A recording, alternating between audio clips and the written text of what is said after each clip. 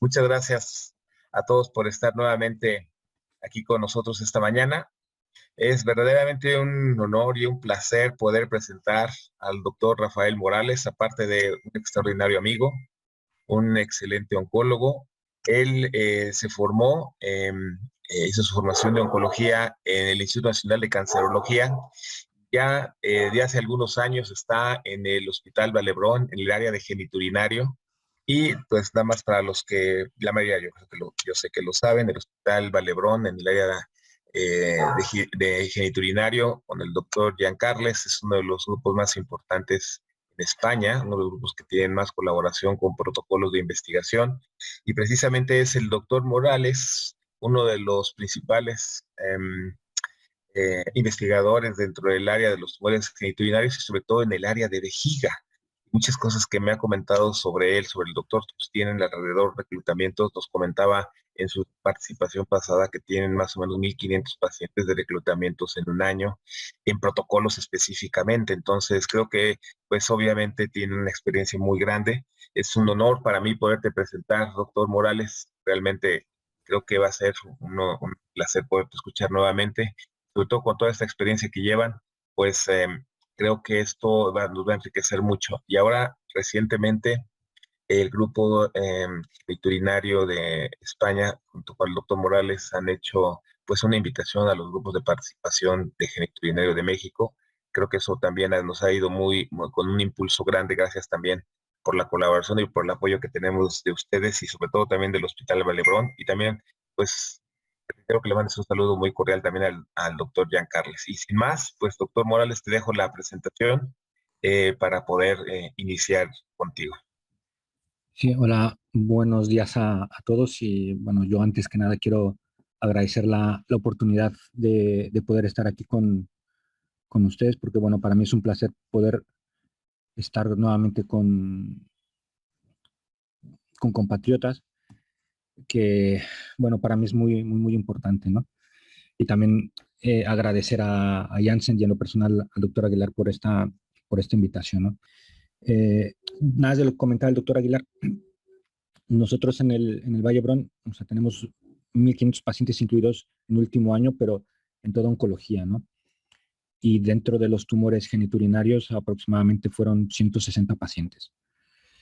Eh, la presentación de la cual hablaré hoy será actualidad en el manejo de carcinoma urotelial metastásico y que pues, yo también preferiría, si ustedes me quieren interrumpir en cualquier momento, yo no tengo ningún inconveniente aquí con la finalidad de poder hacer esto más dinámico. Entonces, estos son los conflictos de interés personales y de los de la institución. La presentación estará dividida prácticamente en 3 grandes bloques: tratamiento de primera línea, tratamiento de segunda línea, inhibidores de FGFR3. Durante la última década, prácticamente ha habido unos grandes avances en cáncer de vejiga, ¿no?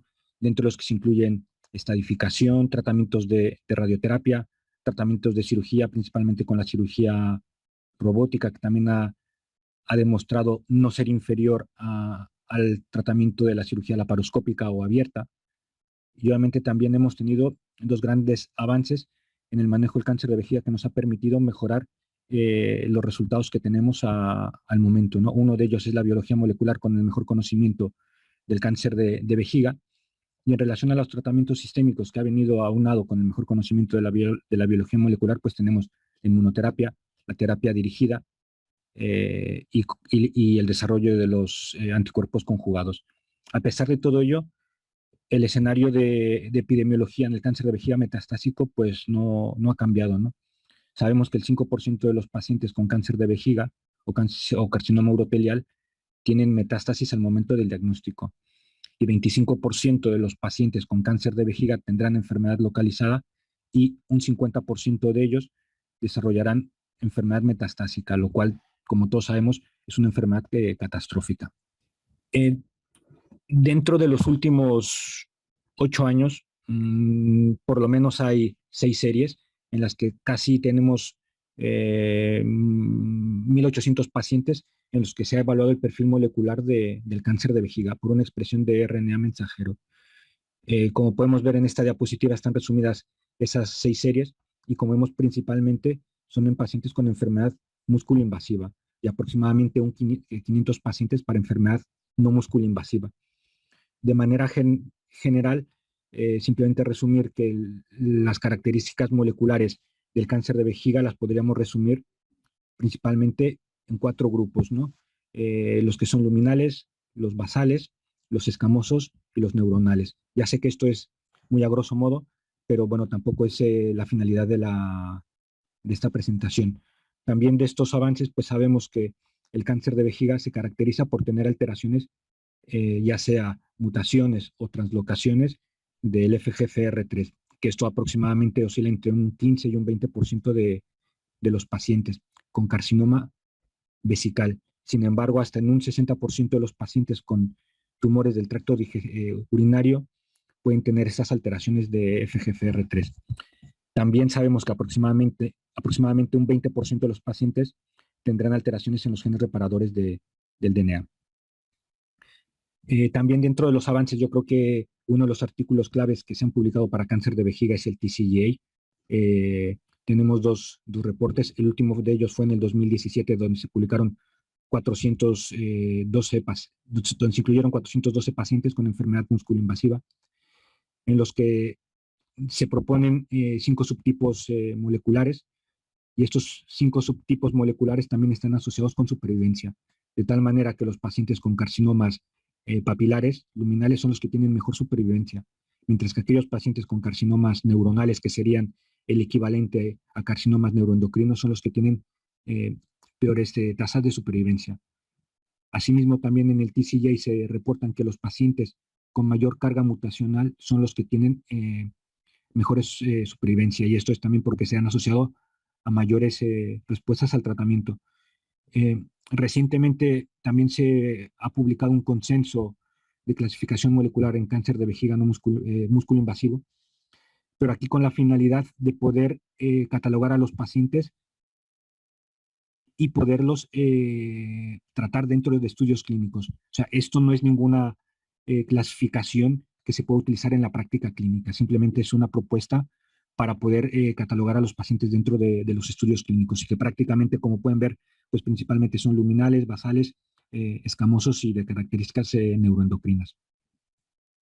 Como les había comentado previamente, los tumores de vejiga se caracterizan por tener una alta tasa de mutaciones. Los más frecuentes son en FGFR3, en los genes reparadores del DNA.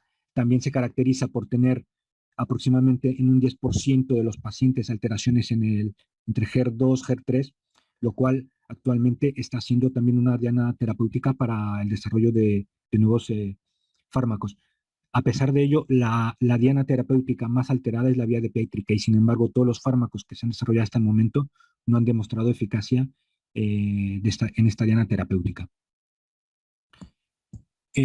Este es un estudio clásico en el que se evaluaron 5.000 pacientes, en los que se evaluaron las alteraciones de FGFR, y los autores, cuando evaluaron más de casi 5.000 pacientes, encontraron que 120 pacientes con carcinoma urotelial tenían alteraciones de FGFR3.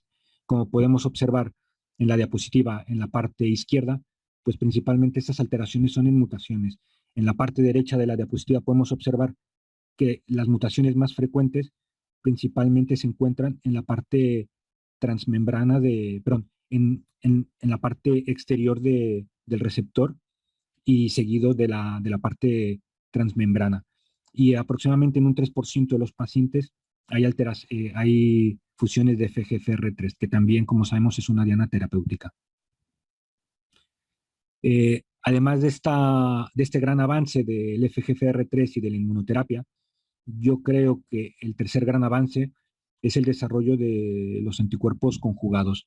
¿Qué son estos anticuerpos conjugados? Bueno, son anticuerpos monoclonales que tienen una gran afinidad por un antígeno o por antígenos tumorales que se expresan muy poco en los tejidos sanos, y que además la característica de estos anticuerpos monoclonales es de que van asociados a un payload que prácticamente es una quimioterapia muy potente, y que generalmente hasta el momento van en 2 grandes grupos, ¿no? que son contra los túbulos y contra el DNA. Y este payload va unido al anticuerpo por un linker que lo que hace principalmente es que es estable en la circulación sanguínea. Hasta el momento, aquí en esta tabla podemos ver los 9 anticuerpos conjugados que han sido aprobados por la FDA. Uno de ellos es el enfortumab vedotin, que como ya lo revisaremos durante esta presentación. Y aquí lo que les comentaba, prácticamente hay 2 grandes grupos de anticuerpos conjugados que se están actualmente desarrollando tanto en vejiga como en otras patologías. Del lado derecho podemos ver lo que serían los que van dirigidos contra el DNA, mientras que los del lado izquierdo los que van dirigidos contra los microtúbulos. En la parte izquierda de la diapositiva podemos ver de manera gráfica cuál es el mecanismo de acción. Pues podemos ver de una manera muy resumida que el anticuerpo va a difundir al tejido. Una vez que difunde, el anticuerpo se une al antígeno tumoral. Una vez que se une al antígeno tumoral, va a activar a las células NK, lo cual va a favorecer la inmunidad humoral, y a la vez también va a producir que el anticuerpo se produzca una endocitosis dentro de la célula tumoral, y una vez dentro de la célula tumoral, por acción de los lisosomas, el anticuerpo se va a degradar y va a producir la acción citotóxica. Del lado derecho, pues podemos ver los anticuerpos inmunoconjugados que están en desarrollo para cáncer de vejiga, y principalmente en la parte superior los que vamos a hablar para enfermedad localmente avanzada o metastásica. En esta diapositiva pues podemos ver la evolución prácticamente en los últimos 40 años del cáncer de vejiga. Podemos ver que en los últimos 6 años pues ha habido una gran revolución o evolución para el desarrollo de nuevos fármacos. Sin embargo, en la vida real es poco probable que los pacientes reciban tratamiento, ¿no? En estas series, tanto americanas como europeas, del 100% de los pacientes con cáncer de vejiga, solamente el 50% de los pacientes en la vida real reciben tratamiento de primera línea para enfermedad metastásica.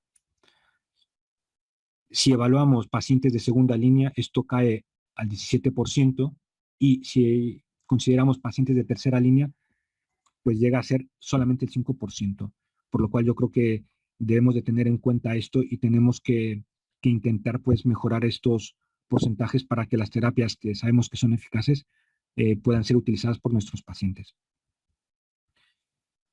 En esta diapositiva podemos ver de manera resumida que prácticamente lo que utilizamos para poder decidir el tratamiento para el cáncer de vejiga metastásico son factores clínicos, y principalmente pues cuáles son la definición de si un paciente es cisplatino elegible o inelegible, y actualmente también con el desarrollo de la inmunoterapia si son resistentes o no a la inmunoterapia.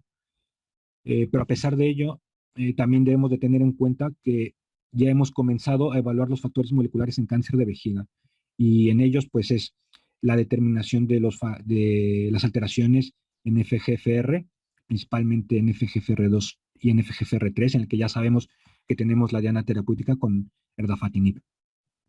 Y seguramente después aquí tengamos que añadir otro factor molecular que será la determinación de HER2 con los pacientes que reciban tratamiento con anticuerpos conjugados.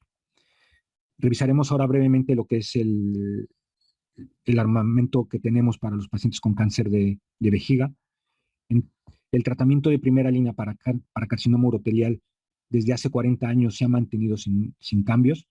El tratamiento para los pacientes cisplatino elegibles es la combinación de quimioterapia basada en platino, donde podemos observar que las medianas de supervivencia en estos pacientes son de un 15%, y las tasas a 5 años de supervivencia es un 10%. Y esto es totalmente diferente para población cisplatino inelegible, en donde las medianas de supervivencia con quimioterapia son de un 9%, y no hay pacientes reportados que tengan una supervivencia a 5 años. También tenemos opciones de tratamiento con inmunoterapia, donde las tasas de respuesta son de aproximadamente un 20%, que cuando las comparamos con quimioterapia, estas son inferiores, porque con quimioterapia son de un 40%. Sin embargo, las medianas de supervivencia pueden llegar a ser hasta de 15 meses en los estudios fase 2 publicados con inmunoterapia. Yo creo que estos datos los tenemos que recordar porque son básicos para los siguientes fármacos. El año pasado también se han publicado 3 estudios fase 3 que evaluaron el papel de la combinación de quimioinmunoterapia versus quimioterapia o inmunoterapia versus quimioterapia, y estos 3 estudios han salido negativos, por lo cual el tratamiento estándar para cáncer de vejiga metastásico sigue siendo la quimioterapia basada en platino.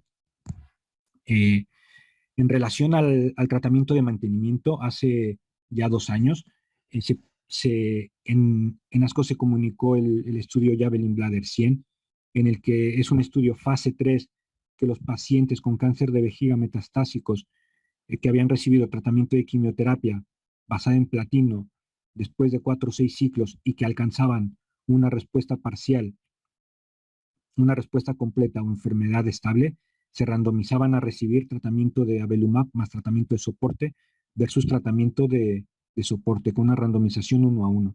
El objetivo primario de este estudio fue la supervivencia global en toda la población, así como para la población PDL1 positivo.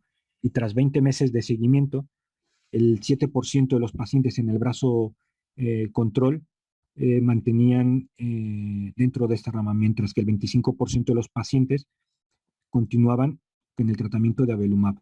Y fue un estudio positivo y prácticamente tras 38 meses de seguimiento, pues podemos observar que la mediana de supervivencia para los pacientes en mantenimiento es de casi 24 meses versus 15 meses para el tratamiento de soporte.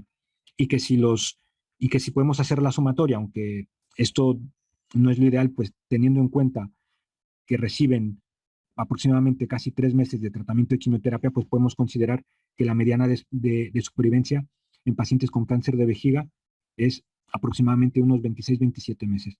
Cuando se evaluó la población PDL1 positivo, la mediana de supervivencia superaba los 30 meses, por lo cual pues, son resultados que son muy esperanzadores y que han venido a cambiar totalmente el panorama del cáncer de vejiga metastásico. Ahora pasemos a revisar el tratamiento de primera línea para pacientes cisplatino inelegibles. En este escenario tenemos 3 abordajes. El primero de ellos, enfortumab, que es un ADC que va dirigido contra la nectina 4, que la nectina 4 se expresa en el 90% de los tumores de carcinoma urotelial, más pembrolizumab.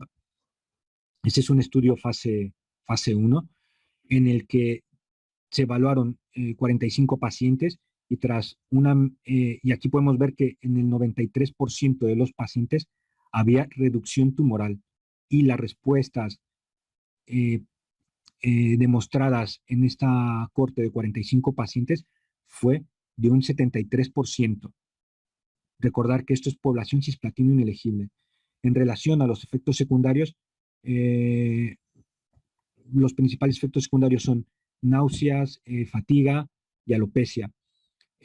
También cuando se comparan los resultados de toxicidad en cuanto a enfortumab pembrolizumab versus pembrolizumab, hay mucho más afectación dermatológica relacionada con el enfortumab.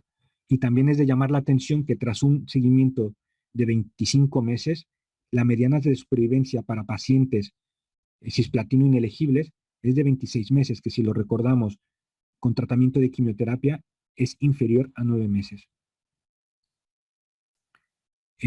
Otra estrategia es la combinación de disatamab vedotin, que es un ADC dirigido contra HER2, más un anticuerpo PD1, que ambos medicamentos son chinos. Este es un estudio fase 1, fase 2, en el que el objetivo primario pues era primero encontrar la dosis recomendada, y la dosis recomendada de este estudio lo podemos ver aquí en la parte superior de la diapositiva. Fueron 32 pacientes y es de llamar la atención que también se incluían pacientes tanto HER2 positivos como HER2 negativos. Aunque podríamos considerar que esta es para población HER2 positiva, pues también habrá algún rol para pacientes que sean HER2 negativos. En estos 32 pacientes, pues podemos ver que los principales efectos secundarios son efectos secundarios que no estamos tan habituados con otros fármacos, ¿no? Como por ejemplo la hipertrigliceridemia, pero sí es común la neuropatía periférica con los ADCs, al igual que la elevación de las transaminasas.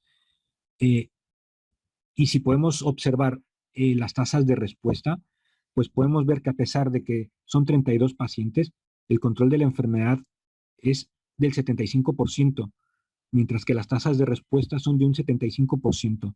Y estos datos son muy prometedores. También pues podemos observar que a mayor expresión de HER2 hay mayor probabilidad de respuesta. Otra estrategia que se ha aprobado es también en población seleccionada, en población con alteraciones de FGFR3, y que en este estudio del FOR2, que es regaratinib más atezolizumab, se seleccionaron a los pacientes con determinación de FGFR a través de mRNA. El objetivo de este estudio fase 1, fase 2, fue primero encontrar la dosis recomendada y posteriormente las tasas de respuesta. En estas series, que también son pequeñas, se evaluaron 26 pacientes, en donde los principales efectos secundarios son las diarreas y la hiperfosfatemia, que, bueno, prácticamente son efectos secundarios típicos de los inhibidores de FGFR3, como ya veremos más adelante. Pues podemos observar que la tasa de control de la enfermedad es de un 83%, con unas tasas de respuesta de un 53%.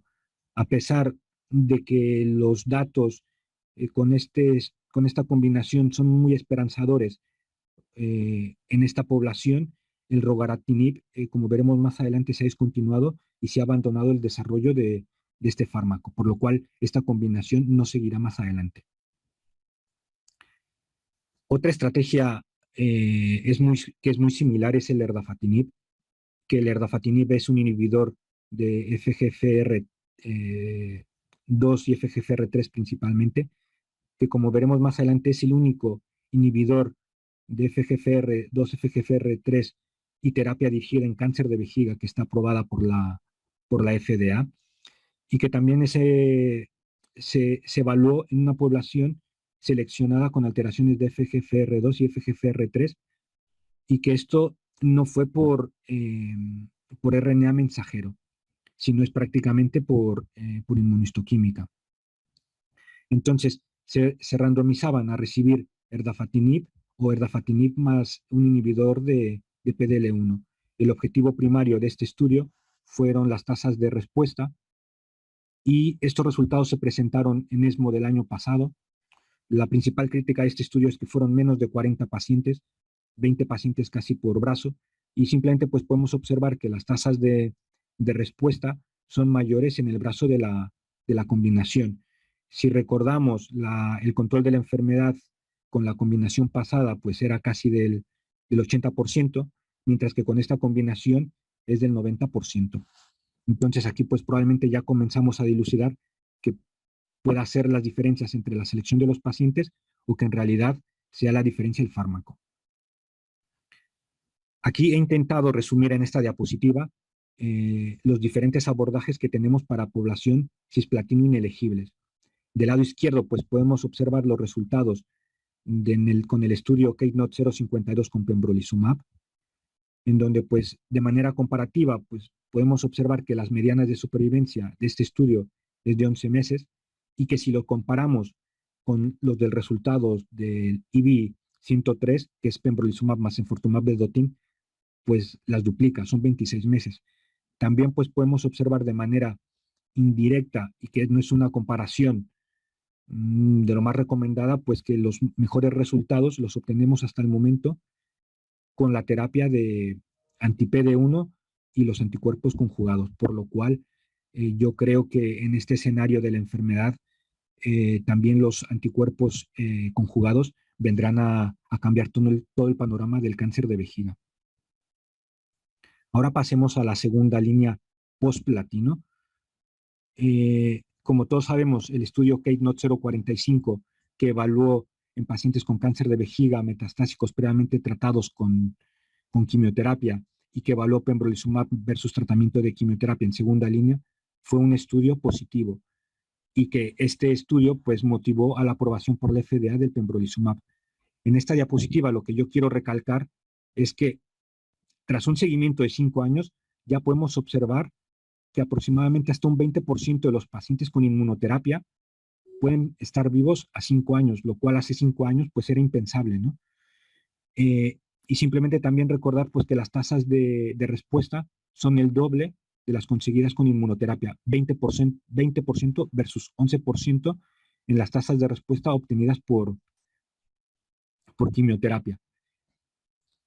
Otro abordaje para pacientes previamente tratados con platino se ha recientemente comunicado en asco genitourinario, que es la combinación de sacituzumab govitecan, que es un ADC que va dirigido contra TROP2, que este es un antígeno que se expresa en cáncer de vejiga aproximadamente un 80%, y que en el estudio TROPHY U01 en la Corte 1 alcanzó la designación de la FDA como una terapia innovadora, y que este estudio también ya lo revisaremos más adelante. En esta cohorte, que es la cohorte 3, se evaluó la combinación de sacituzumab govitecan más pembrolizumab. El objetivo primario de esta cohorte fueron las tasas de respuesta, y aquí podemos observar que tras una mediana de seguimiento de 5 meses en esta cohorte pequeña de 41 pacientes, pues las tasas de respuesta son de un 34%, que son claramente superiores de manera indirecta a lo que tenemos con pembrolizumab en monoterapia.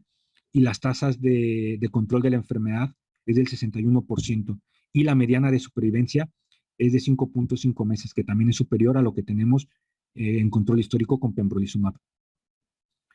También otro abordaje, nuevamente, los ADCs. En este caso, trastuzumab deruxtecan en combinación con nivolumab. Este trastuzumab deruxtecan es, bueno, como todos sabemos, va dirigido contra HER2. En este estudio es para población seleccionada con HER2 de acuerdo a la determinación de inmunohistoquímica. Este es un estudio fase 1, fase 2, en el que únicamente se reportó la dosis de expansión, que es la cohorte 3 y la cohorte 4, en la que son pacientes con cáncer de vejiga con expresión alta o baja de HER2. Podemos ver que fueron 32 pacientes. El objetivo primario de esta segunda parte de este estudio es la tasa de respuesta, y también pues podemos observar que son 30 pacientes, y que de estos 30 pacientes las tasas de respuesta son de un 36%, que si recordamos pueden ser muy similares a las previamente comentadas por sacituzumab más pembrolizumab, con una mediana de PFS de casi 7 meses, y también de manera muy general pues podemos observar que a mayor expresión de HER2, mayores tasas de respuesta. Y el tercer abordaje para esta población se comunicó en ESMO del año pasado, que es la combinación de pembrolizumab más este fármaco, el B4, que bueno, aquí como pueden ver, pues es una serie de abreviaturas que prácticamente es un dímero, que es lefina-4 y su receptor, que este dímero se expresa, es altamente expresado en vasculatura, y que también se ha asociado a una alta expresión en carcinoma urotelial.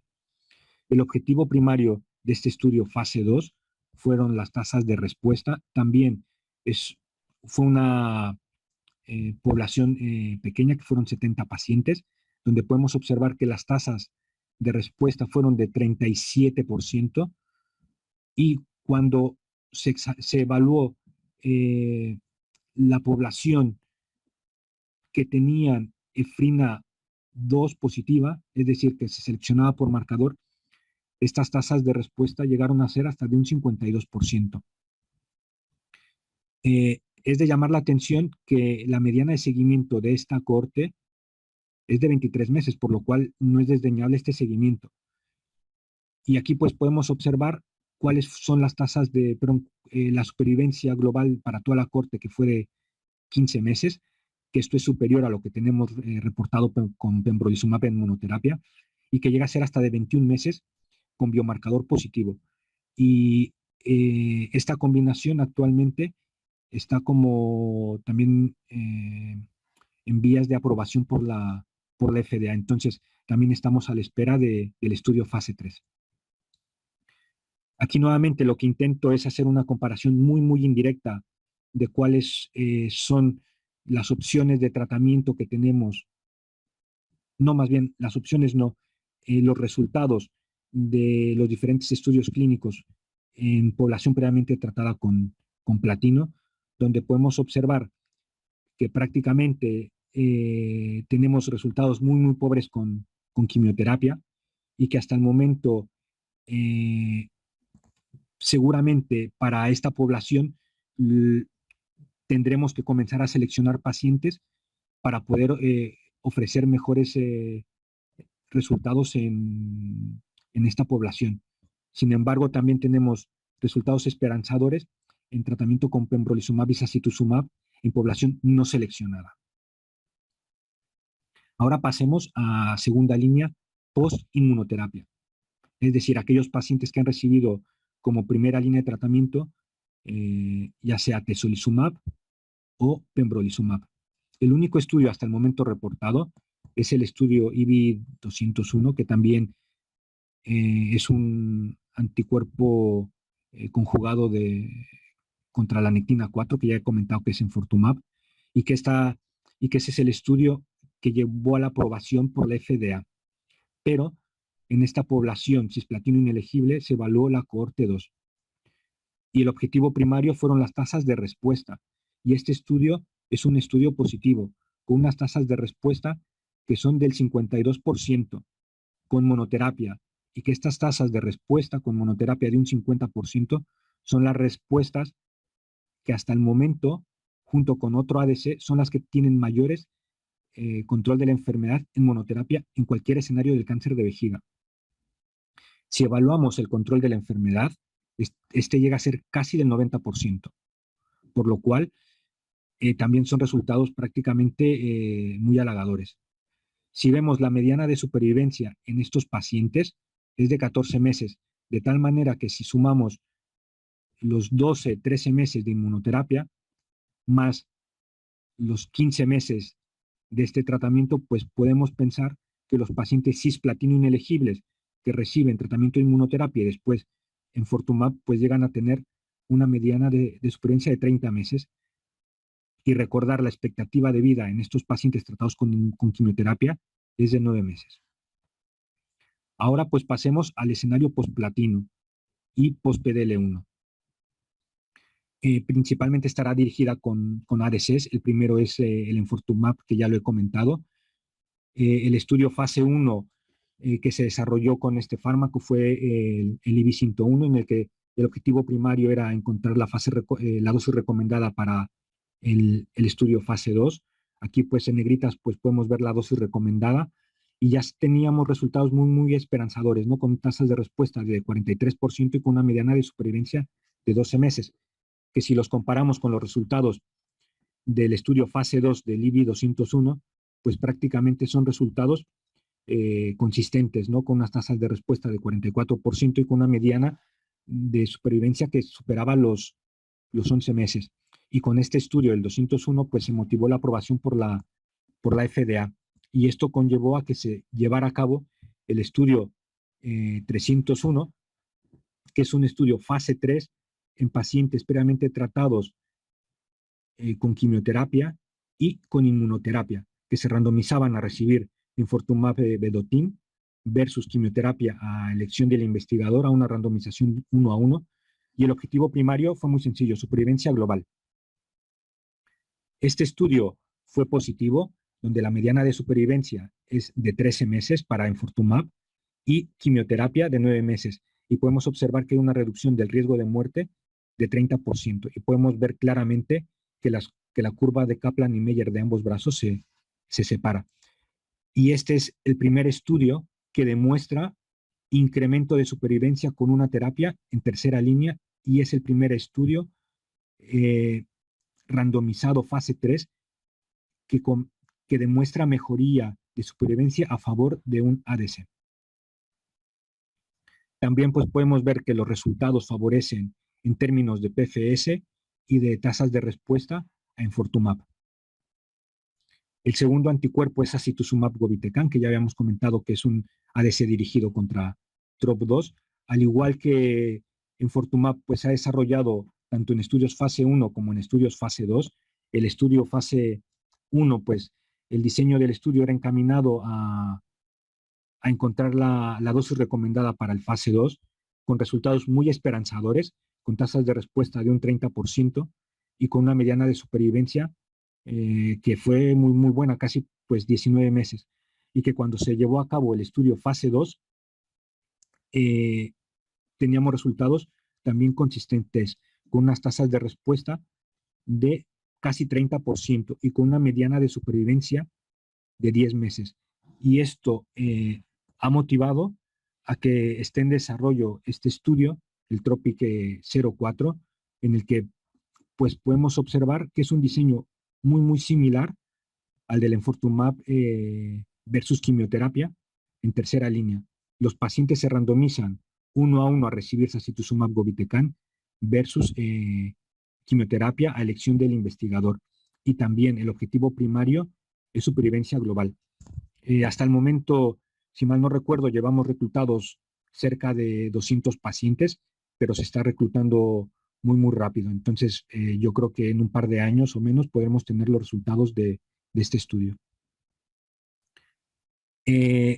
También un anticuerpo conjugado que está tomando actualmente mucha importancia para cáncer de vejiga es un anticuerpo que ha desarrollado los chinos, que es contra población seleccionada de HER2. Aquí en esta diapositiva es el estudio fase 1, donde pues podemos observar que fueron 57 pacientes seleccionados, donde pues podemos observar que las tasas de respuesta fueron de un 21%. Y en la población de carcinoma urotelial, que fueron 4 pacientes, unas tasas de respuesta de 50%. Con todo esto se llevó a cabo un estudio fase 2 en cáncer de vejiga en población seleccionada, en la que se incluyeron 43 pacientes tratados con con disatamab vedotin, y a pesar de ser una cohorte pequeña, que fueron 43 pacientes, pues podemos observar unas tasas de respuesta del 51%, con un control de la enfermedad de un 90%, que si recordamos, estos datos son muy, muy similares a los pacientes tratados con enfortumab como segunda línea de inmunoterapia. A pesar de que en este estudio se consideró que era para pacientes previamente tratados con cisplatino, pues podemos observar que solamente el 72% de estos pacientes habían recibido una línea de tratamiento. Entonces, pues podemos pensar que aquí, bueno, al haber una población mixta, pues las tasas de respuesta sean inferiores al enfortumab vedotin, pero bueno, eso simplemente es una suposición mía. Y también aquí pues podemos observar que una mediana de supervivencia a 12 meses es del 60%, por lo cual, bueno, son resultados muy, muy esperanzadores. Y los principales efectos secundarios de esta terapia, pues se incluyen hematotoxicidad, fatiga e hipoestesias. En esta diapositiva podemos observar los 3 anticuerpos conjugados que llevan un desarrollo más avanzado en carcinoma urotelial. Recordar que el único aprobado por la FDA es el enfortumab vedotin, en el que ya tenemos resultados maduros, donde la mediana de supervivencia es de casi 13 meses. Con sacituzumab govitecan tenemos resultados de estudio fase 2, al igual que con el disatamab vedotin. Actualmente se está llevando ya a cabo el estudio TROPIC-04, en el que, bueno, tendremos los resultados de sacituzumab versus quimioterapia, por lo cual pues estos resultados se van a modificar. Y actualmente ya en Estados Unidos y en breve en Europa comenzaremos a utilizar también este fármaco en estudios clínicos, por lo cual debemos de considerar que el panorama para pacientes con cáncer de vejiga previamente tratados con platino y con inmunoterapia ha cambiado, y que es para población no seleccionada, y que para población seleccionada con HER2 seguramente también tendremos novedades. Ahora pasemos a los inhibidores de FGFR3 y FGFR2. El único fármaco hasta el momento que ha sido aprobado por las agencias regulatorias es el erdafitinib. El erdafitinib se desarrolló inicialmente para población seleccionada en un estudio fase 1 en el que fueron 187 pacientes, en donde los pacientes con cáncer de vejiga alcanzaron unas tasas de respuesta de un 46%, mientras que la segunda población que más tasas de respuesta alcanzó fueron los pacientes con colangiocarcinoma, que este fue un 27%. En relación a los pacientes con cáncer de vejiga, la mediana de tratamiento fue de aproximadamente 5 meses. Con estos resultados de tasas de respuesta de 46%, se llevó a cabo el estudio fase 2, el erdafitinib, que podemos ver aquí en la diapositiva, en el que también era población seleccionada, que se buscaba en pacientes con alteración de FGFR2 y FGFR3 o mutaciones a nivel de laboratorio central. Inicialmente se randomizaron a 2 esquemas de tratamiento. El primero, erdafitinib, 10 miligramos, una semana de tratamiento con una semana de descanso, o el régimen 2, erdafitinib, 6 miligramos día de manera continua. Tras un análisis de farmacocinética y de farmacodinamia, se llevó a cabo un tercer esquema de tratamiento, el erdafitinib a 8 miligramos, y en función de los resultados a los 15 días de los niveles de fosfato, se podría incrementar la dosis hasta 9 miligramos al día de manera continua.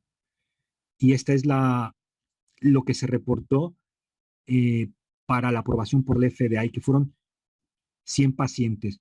Tras un seguimiento de 11 meses, se reportó el análisis primario, que tenía como objetivo primario las tasas de respuesta, y que la hipótesis era de que el estudio se debería de considerar positivo si había más del 25% de tasas de respuesta. Lo peculiar de este estudio es de que también se incluían pacientes cisplatino inelegibles, pero no se incluían todos los criterios de Galsky. Aquí prácticamente lo que se incluyen son pacientes con alteración de la función renal o con neuropatía periférica. Y el tratamiento con inmunoterapia era permitido.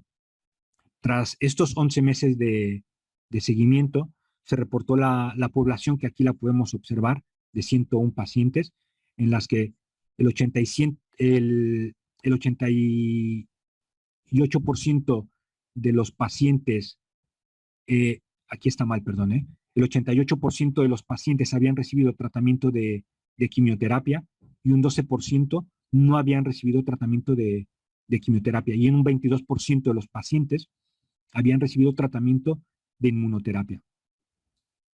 Este es un estudio francamente positivo, donde las tasas de respuesta son de un 40% y el control de la enfermedad es de un 77%. Las medianas de duración del tratamiento son cercanas a 6 meses, y el tiempo para la respuesta es también muy rápida, es de mes y medio. Si intentamos analizar alguna subpoblación de pacientes, pues podemos observar que al parecer los pacientes que se pueden beneficiar más son pacientes que han recibido tratamiento con inmunoterapia, pero hasta el momento sabemos que hay resultados contradictorios en si un paciente con alteraciones de FGFR2 o 3 tiene mejor beneficio o no con inmunoterapia.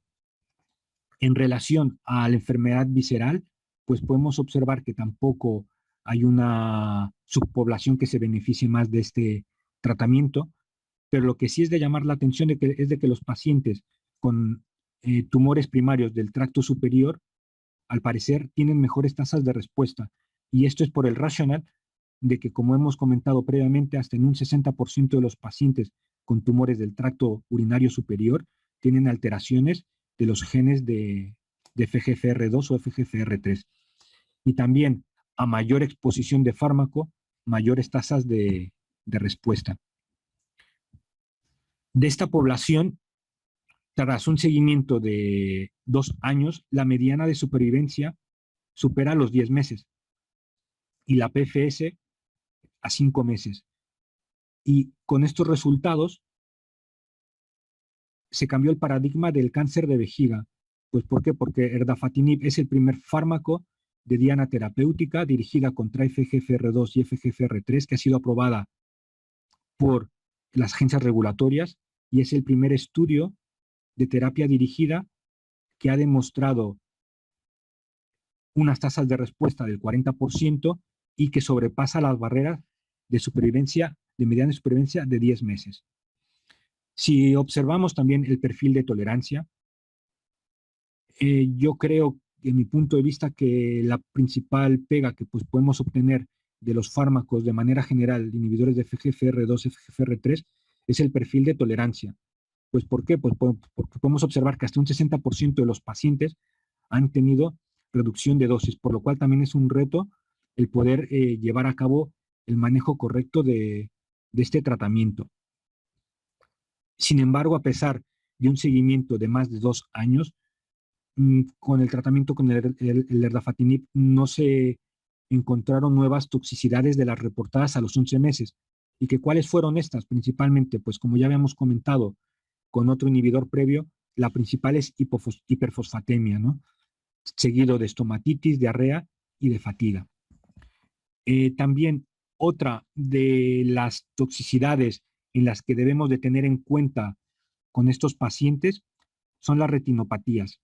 ¿Por qué? Pues porque en la retina se expresa de una manera considerable el FGFR3, de tal manera que pues, podemos provocar alguna alteración visual en los pacientes.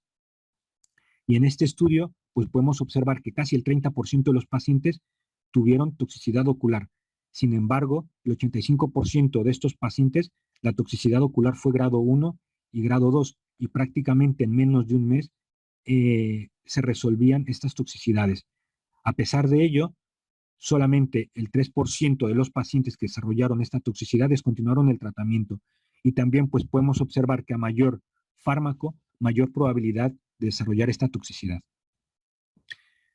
Tenemos también otros estudios que han evaluado los inhibidores de FGFR3, que podemos ver en esta diapositiva. Sin embargo, estos nuevos fármacos han sido inferiores de manera indirecta en tasas de respuesta al erdafatinib. Un estudio que me parecía a mí, un fármaco que me parecía muy interesante era el bofatamab, que era el único anticuerpo dirigido contra FGFR3 y que desafortunadamente por cuestiones económicas de la industria farmacéutica que lo desarrollaba, se abandonó su desarrollo. Pero los otros TKIs yo creo que son claramente inferiores en tasa de respuestas. También se ha evaluado el tratamiento de quimioterapia versus erdafatinib a la falla de quimioterapia basada en cisplatino, que ese es el estudio FORT, en el que evaluaba rogaratinib versus quimioterapia, y que este es un estudio negativo, en el que no cumplió el objetivo primario, que era demostrar incremento de supervivencia a favor de rogaratinib, y debido a que este estudio fue negativo, se abandonó el desarrollo del rogaratinib, como ya había comentado previamente.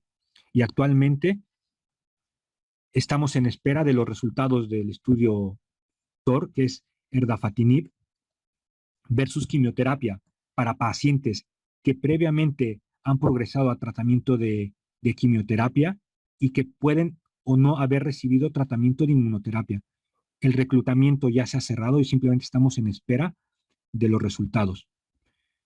De manera de resumen, aquí pues podemos ver las recomendaciones tanto de Estados Unidos como de Europa para pacientes con cáncer de vejiga en los diferentes escenarios, tanto en primera línea, en segunda línea o en escenario posplatino y post-PDL1.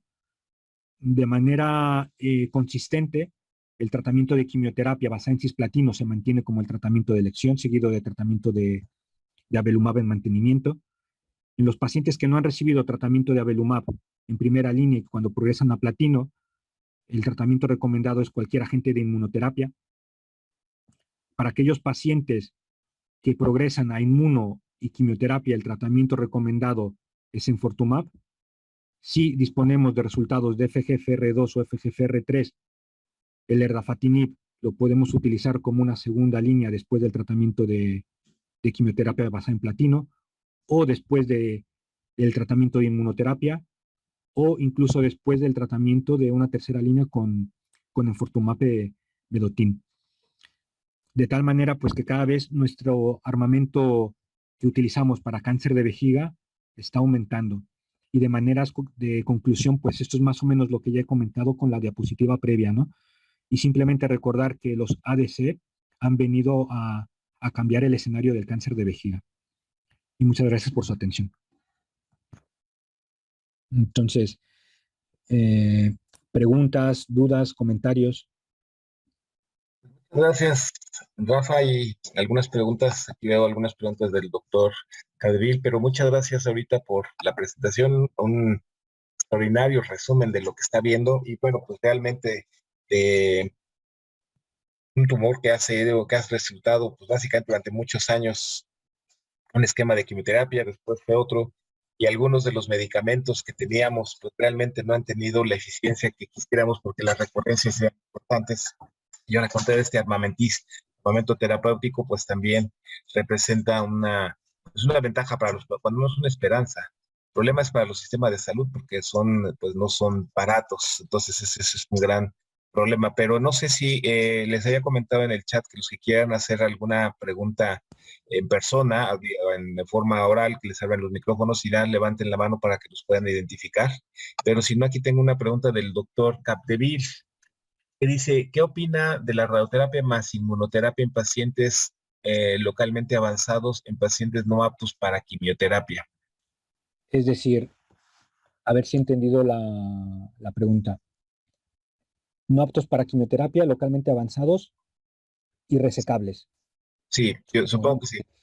Entonces, esto, cuando comenzamos a participar en los estudios clínicos con cáncer con inmunoterapia, nos dimos cuenta que los pacientes tenían muy buena respuesta en enfermedad sistémica e inicialmente también tenían buena respuesta a nivel vesical, incluso con respuestas completas. Sin embargo, comenzaban a progresar a nivel vesical. Entonces comenzamos a hacer tratamiento de radioterapia en algunos pacientes para tener control del tumor primario. Incluso con esto, enviamos nosotros un póster a ASCO, si mal no recuerdo, de hace 2 años, en el que evaluamos pacientes metastásicos o irresecables tratados con inmunoterapia y que recibían tratamiento local. Y que es una serie muy pequeña en el que al parecer cuando se hace el tratamiento del tumor local, pues los pacientes pueden tener beneficio. Pero bueno, es una serie retrospectiva. Después también nosotros hemos participado en una serie, más bien estamos participando en una serie, en una base de datos europea y de Estados Unidos, principalmente quien la lidera es el doctor Petros Grivas, y que con este mismo approach se hizo una publicación recientemente. Entonces, bueno, simplemente son generaciones de hipótesis, pero sí es claro que los pacientes en los que tienen un buen control del tumor primario después de inmunoterapia, nosotros consideramos en algún momento hacer tratamiento local. Perfecto.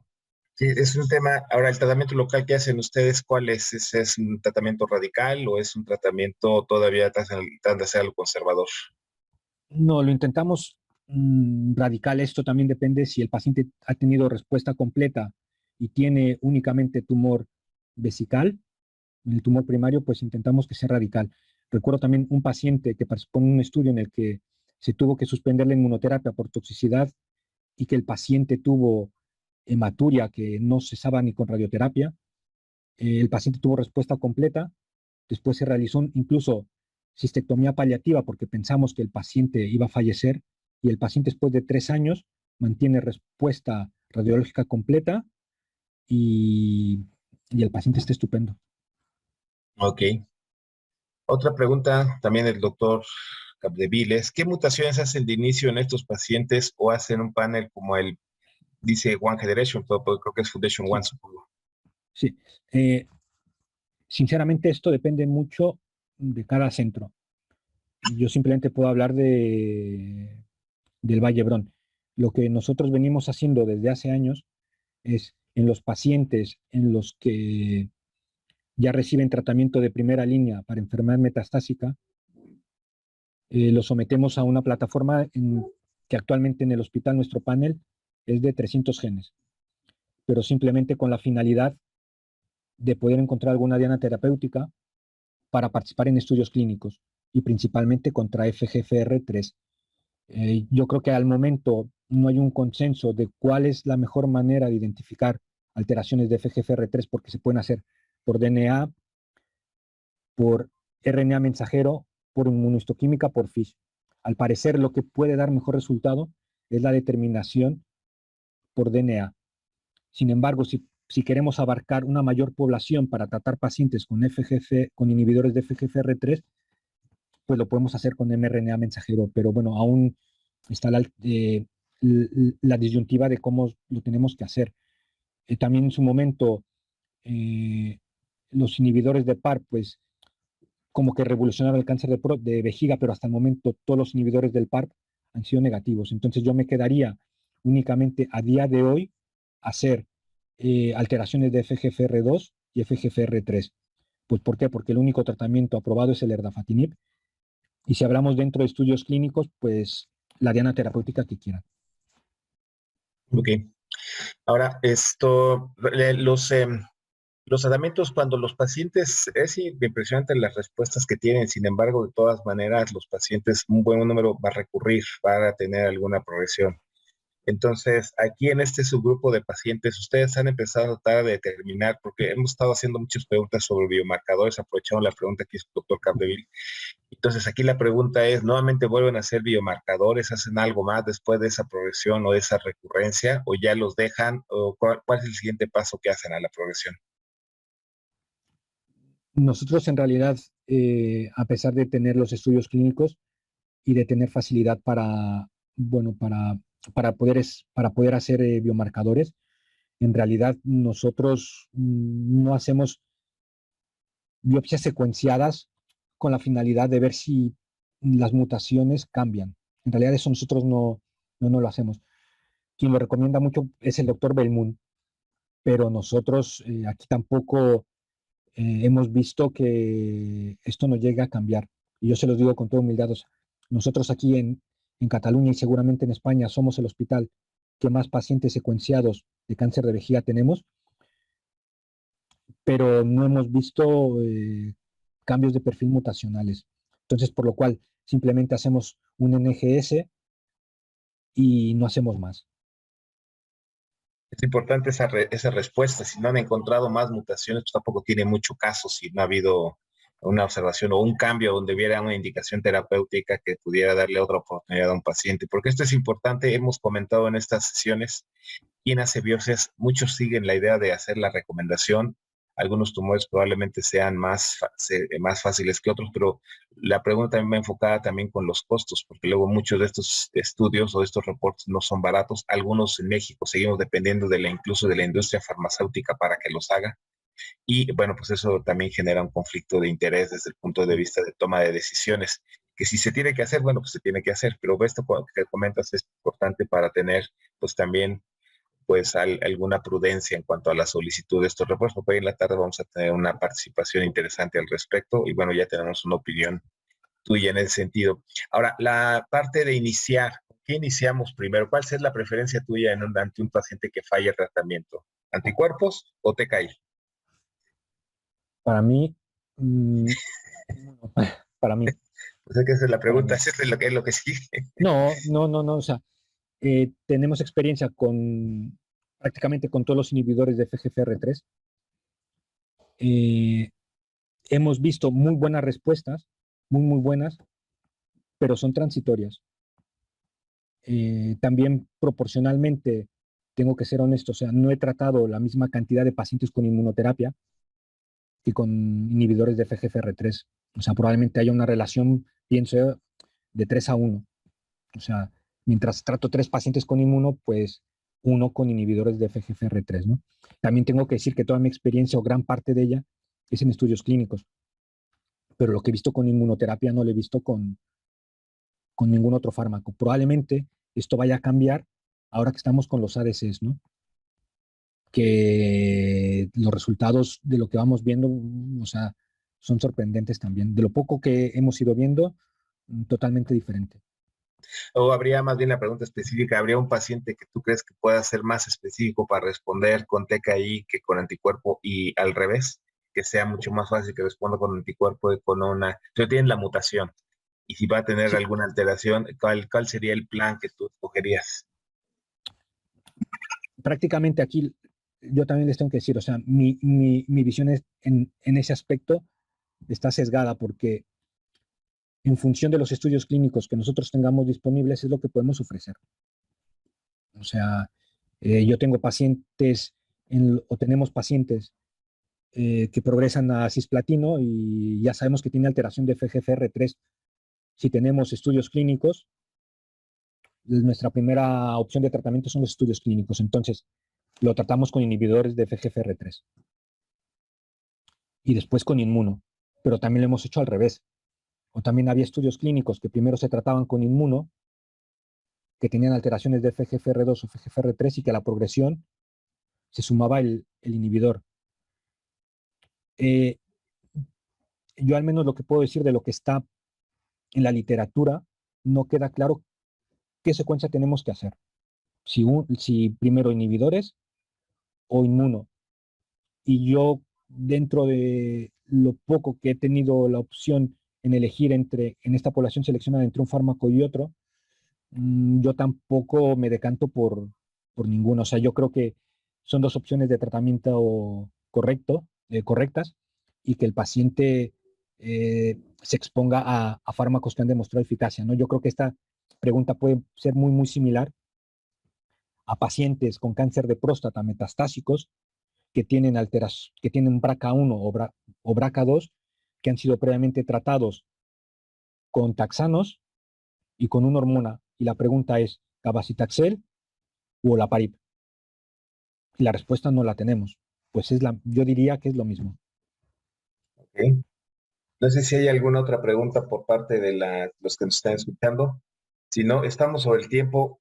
Rafa, es un placer volverte a escuchar. Realmente esta experiencia, esta sesión ha resultado muy enriquecedora para todos, porque es lo que viene, muchos anticuerpos van a llegar, pero yo creo que este resumen que tú presentas, porque yo sé que también la información para una hora tampoco, pues, de hecho un medicamento da para una sesión completa.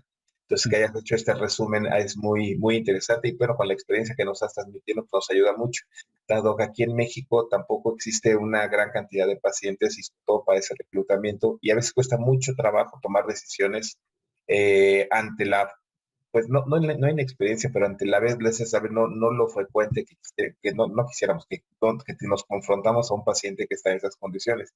Lo que sí es que muchos pacientes van a fallar, tanto los que son sensibles a platino, no son sensibles a platino, van a tener esa falla y ya saber qué es lo que puede seguir nos abre un panorama muy grande.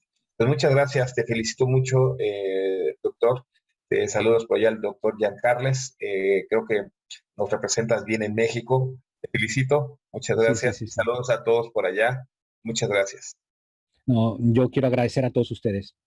Hasta Y luego. también quisiera también un Ah, sí, patrocinio sí. agradecer a los laboratorios Janssen que nos dieron la facilidad de tener estos estudios satélites. De verdad, le agradecemos mucho al patrocinio del laboratorio Janssen. Gracias a todos. Hasta luego.